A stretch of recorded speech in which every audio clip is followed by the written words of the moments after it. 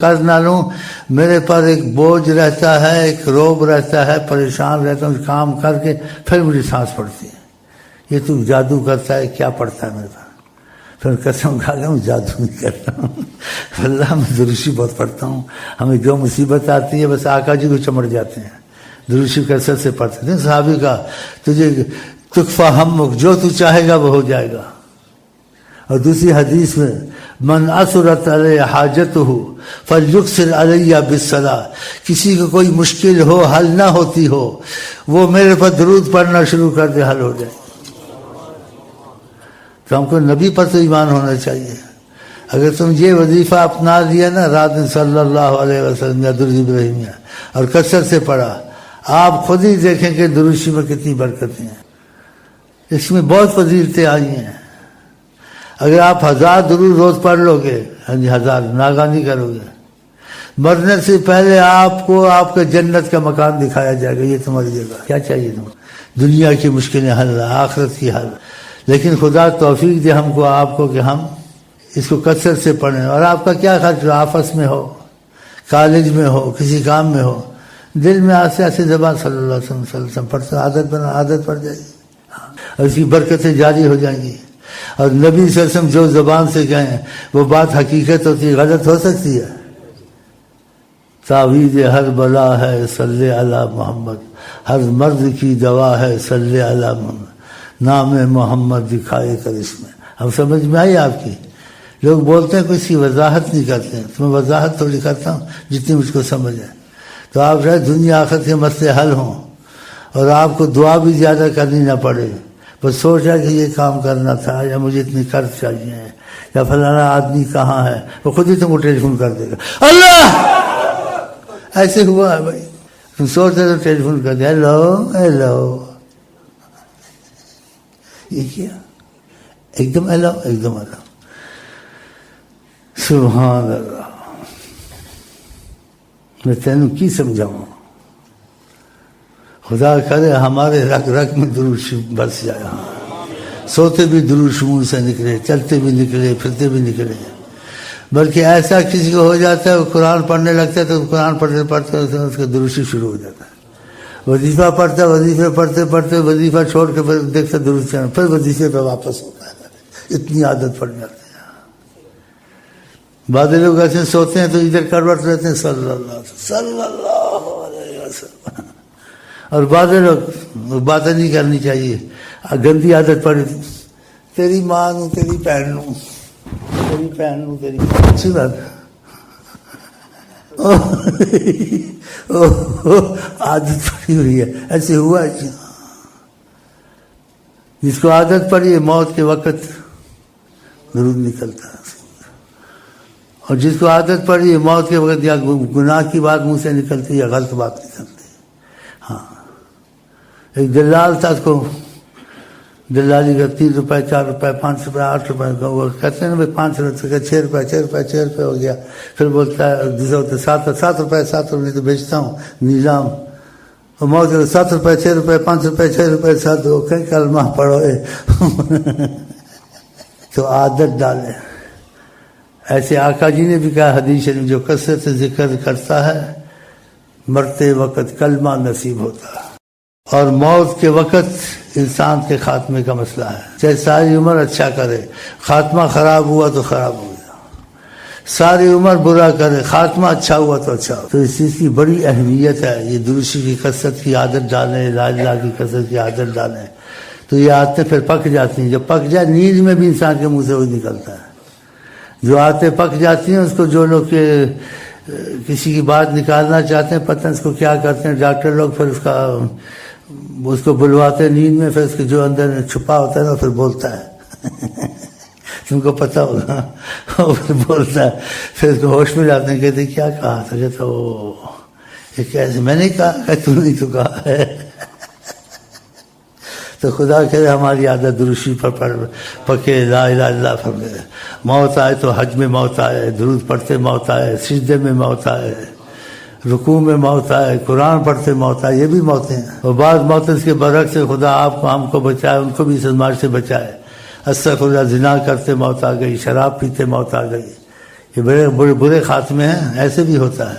تو انسان کوشش کرے کہ ان چیزوں میں پک جائے، جس چیز میں پک جاتا ہے تو درخت جدھر جھکا ہوتا ہے ادھر ہی گرتا ہے۔ ہاں اتفاق تیز ہوا ہے اس کو الٹا دے تقدیر، وہ دوسری بات ہے، لیکن جدھر جھکاؤ چیز کا ہوتا ہے وہ ادھر ہی گرتی ہے۔ خدا کرے ہمارا تمہارا جھکاؤ خدا رسول کی محبت میں ہو۔ آپ دنیا کے کام کریں، آفس میں جائیں، لیکن چلتے آتے جاتے عادت پکا لیں، چھوٹی تصویر رکھیں یا انگلیوں کو عادت بنائیں، صلی اللہ علیہ وسلم صلی اللہ علیہ وسلم صلی اللہ علیہ وسلم صلی اللہ علیہ وسلم صلی اللہ علیہ وسلم صلی اللہ علیہ وسلم، لا الہ الا اللہ لا الہ الا اللہ لا الہ الا اللہ۔ عرب میں بہت اچھی ان کی عادت پکی ہوئی ہے، باتیں کرتے ہیں آپس میں، باتوں میں صلی اللہ علیہ النبی، تم نے پڑھا نا درود، پھر سے بات کرتا ہے، پھر تھوڑی دیر کہتے ہیں صلی اللہ علیہ النبی، تم نے پڑھا نا درود نا، ہاں آگے چل، ساتھ ایسی اچھی باتیں کرتے ہیں، اللہ کی قسم بہت انداز ان کا جن کو عادت پڑی ہوئی ہے۔ تو خدا کر یہ عادتیں بھی ہم کو پڑ جائے، خاتمہ اچھا ہو جائے۔ دنیا میں تو راحت ہے نہیں ہے، آدمی ایک دفعہ ہنستا ہے 100 دفعہ روتا ہے، 100 حادثے آتے ہیں۔ آپ کو نہ کسی وقت زمانے کسی وقت آپ کی صحت خراب ہو جائے، کسی وقت کوئی مصیبت آ جائے، کسی وقت کوئی تم کو گولی مار دے، اب وہ دوسرے کو بچاتے کہتے گارڈ بلا کے گارڈ بچا، تو گارڈ کو بھی مار دیا، اب کون بچائے گا بھائی؟ کتا بچائے گا، کتے کو مار دیا۔ پھر یہی کہو جنہوں رب رکھے تو انہیں کون چکے، اور دشمن کے گھر میں اماد پناہ دے، موسیٰ علیہ السلام کو دشمن کے گھر میں، تو اللہ تعالیٰ کے معاملے ایسے ہیں۔ تو خدا سے بھی معاملہ رکھنا چاہیے، خدا سے رحمت کا رابطہ توڑ دے، رکھنا چاہیے۔ اگر رابطہ رکھنا ہے تو سب سے پہلے نماز ہے، کوشش کرے 5 وقت کی نماز نہ چھوٹے اس سے، اور اس میں آپ کو بہت تعاون دے گی کہ کیا چیز تعاون دیں گے، وظیفے کا ناغہ نہ ہو، اس سے آپ کی نمازوں میں مضبوطی آئے گی، عمل میں مضبوطی آئے گی، گھر میں برکتیں آئیں گی، بہت سی مشکلیں حل ہوں گی۔ تو یہ عادت ڈالنے، احب الاعمال الی اللہ ادومھا، اللہ کو بہت پسند ہے وہ اعمال جس میں ہمیشگی ہو، ناغہ نہ ہو، وَإِن قَلَّ، اگر وہ تھوڑے ہوں۔ تو ہم بہت کم وظیفے دیتے ہیں، تو تھوڑے وظیفے کا ناغہ کبھی نہ کریں 24 گھنٹے میں، نیند کا ناغہ ہو جائے، کھانے کا ناغہ ہو جائے، نماز اور وظیفوں کا ناغہ نہ ہو، وقت نہیں لگتا 24 گھنٹے میں، تو آپ کو بہت بے انتہا فائدہ ہوگا۔ الاستقامہ خیر من 1000 کرامہ، اور یہ اللہ کہتے ہیں ایک عمل پہ استقامت کر جائے، تھوڑا ہی ہو اس سے نہ ہٹے، 1000 کرامتیں ایک طرف، مستقل عمل تھوڑا ایک طرف۔ وَإِن قَلَّ سلطن کا اگر تھوڑا ہی ہو لیکن مستقل ہو، رسول اللہ فرماتے ہیں۔ تو آقا کی بات کو اہمیت دینی چاہیے نہیں دینی چاہیے؟ تو کچھ وظیفے رکھیں تھوڑے 15-20 منٹ کے، وہ تو ناغہ نہ ہو، اور انسان بیمار وظیفوں کے سیمٹ کی بوریاں اٹھانی ہیں، بیمار بستر پہ پڑھ لیتا ہے، چلتا پھرتا پڑھ لیتا، ناغہ نہ کریں، تاکہ آپ پر رحمت مستقل رہے۔ تو اس کے یہی دعا کرتے ہیں، خدا کرے جنہوں نے سنا ہے ان کو توفیق ہو جائے، اور آگے جن کے ساتھ اٹھتے بیٹھتے ہیں، گپ شپ مارتے ہیں، ان گپوں میں اس کو یہ بھی بھائی کو کہہ دے بھائی تھوڑا دروشی پڑھ لے، اس کی وظیفوں کی اجازت ہے لیکن عہد کرانے کی اجازت نہیں ہے۔ سب کو، تم کو جس کو وظیفے دو آپ دے سکتے ہیں ہمارے، لیکن عہد نہیں کرانا ہے، بس کیا یہ پڑھنا ہے تو پڑھو، دروشی یہ ہے بس۔ اگر عہد کرانا ہو یہاں آ کر کرے، کیونکہ ایک عہد بہت بڑی چیز ہے، اس میں اتنا مسئلہ آ جاتا ہے کہ رسول اللہ صلی اللہ علیہ وسلم اس کی سرپرستی کرتے ہیں، تو تھوڑی چیز ہے۔ سرپرستی کس کی؟ حضرت محمد مصطفیٰ، وہ اس کے کفیل، اس کے ضامن۔ ہمارے سلسلے میں یہ چیز ہے، ہاں، اور یہ کتاب مصر میں چھپی ہوئی ہیں، دیکھ لیں، آقا جی نے یہ شرف بخشا اس سلسلے کو۔ تو پھر یہ ہم عام نہیں کر سکتے، عہد کوئی کرے، عہد نہیں کرانا۔ عہد کرے تو یا ہمارے پاس کرے یا جن کارکنوں کو اجازت ہے ان کے پاس عہد کرے۔ پھر ان وظیفوں میں ایک خاص بات ہو جائے گی کہ تمہارا رابطہ حضرت محمد مصطفیٰ سے ہو۔ کتنی بڑی نعمت عظمیٰ ہے، کیونکہ عہد کی بڑی اہمیت ہے، اور عہد کو توڑے بھی تو بہت خطرہ ہے۔ آقا جن کا فلا دین اللہ لمن لا عہد اللہ، جس کو عہد کا پاس نہیں ہے اس کو دین بھی نہیں ہے، ایمان بھی نہیں ہے، بتاؤ، ایسا نہ کرے۔ اور جو عہد کو وفا کرے، کیونکہ عہد ایک چیز آپ کریں نہ کریں، آپ نے عہد تو نہیں کیا، جس چیز کا عہد نہیں کیا آپ کریں نہ کریں آپ کی مرضی، صحیح ہے نہیں صحیح؟ لیکن جب عہد کر لیا اب آپ کی مرضی ختم ہو گئی، اب عہد کا خدا کا معاملہ آ گیا، اب ضرور کرنا پڑے گا، صحیح ہے نہیں صحیح ہے؟ تو اس میں یہ بھی بات ہے، اس لیے خدا نے عہد کو عظمت دی ہے، اور اس کی بہت تعریف کی ہے. والموفون بعہدہم، ان کی کیا بات ہے جو عہد کو پورا کرتے ہیں، اور جو عہد کو پورا کرتے ہیں. وما اوفى بما عاهد علیہ اللہ، جو عہد کر لے کہ اس چیز کو نہیں چھوڑے گا، اپنے پر لازم خود کر لے، لازم تو نہیں تھی، عہد سے لازم ہوگی.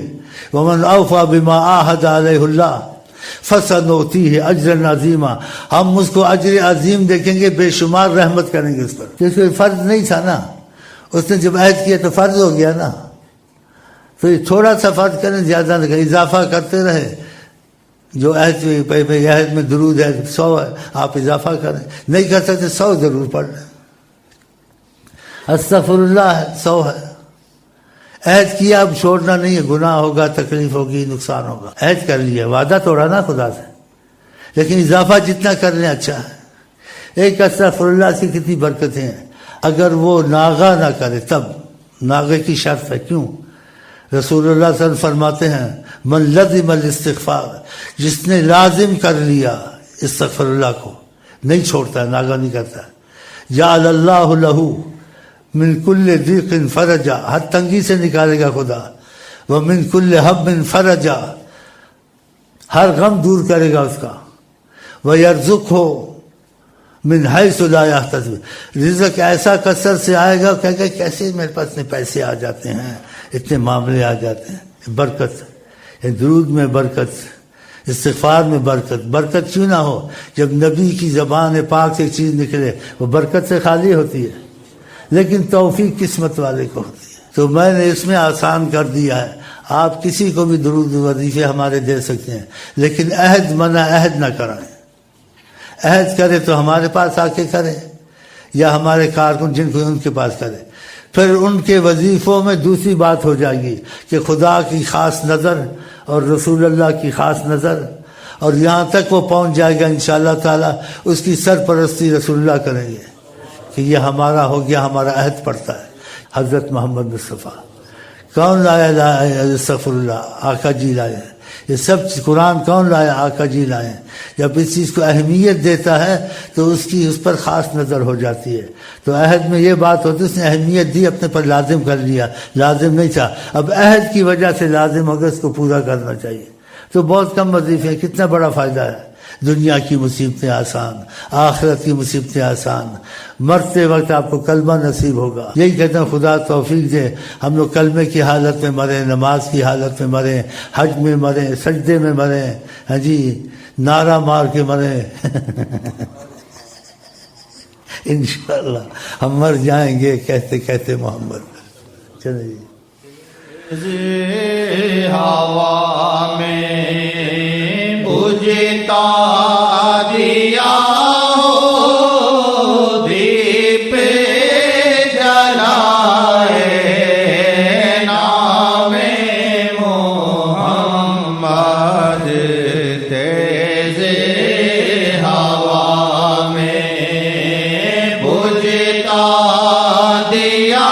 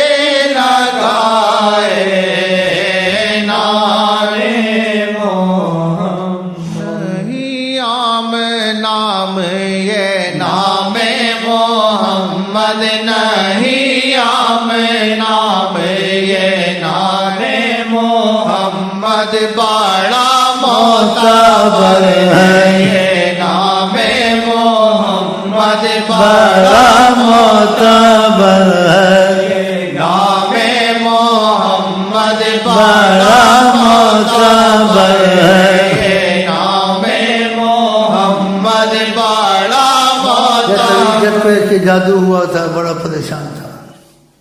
طریقت میں ایسے واقعات اکا دکا کسی کو آ جاتا ہے. اس نے مجھ کو آ کے